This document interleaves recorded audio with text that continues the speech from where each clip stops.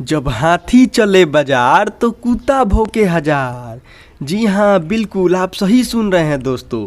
जब हाथी चले बाजार तो कुत्ता भौंके हजार, क्योंकि पावर स्टार पवन सिंह का पावर अब बस 2-3 दिन के अंदर ही देखने को मिलेगा।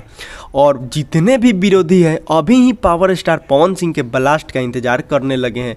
इसलिए वो इंतज़ार कर रहे हैं क्योंकि वो तो ब्लास्ट कर नहीं सकते हैं, पवन सिंह का ही कॉपी करेंगे। देखने वाले हैं कि कैसा ब्लास्ट कर रहे हैं। और देखना उसी टॉपिक और उसी सेम सिचुएशन पर थोड़ा सा लिरिक्स उरिक्स चेंज करके उसी टाइप का गाना ज़रूर कोई विरोधी पवन सिंह का ज़रूर लाएंगे और कहेंगे कि मैं ये कर दिया, मैं वो कर दिया। अरे भाई, पवन सिंह पहले करता है, उसके बाद तुम लोग उसी पर रेंगते हो।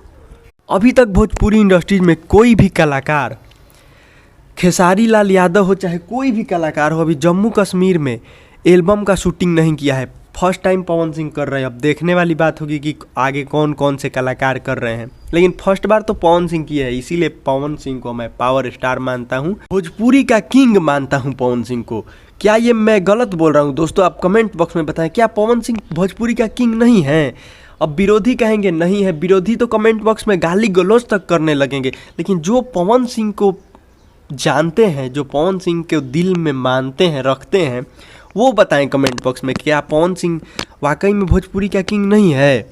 क्या ये ऐसा सॉन्ग अभी तक किसी ने लाया है? देखना आगे बहुत सारे सिंगर लाएंगे, लेकिन पवन सिंह ही फर्स्ट टाइम लाता है। इसीलिए मैं बोलता हूँ पवन सिंह के जो निशान होता है ना, उस पर तुम लोग रेंगे हो, रेंगोगे और रेंगते ही रहोगे।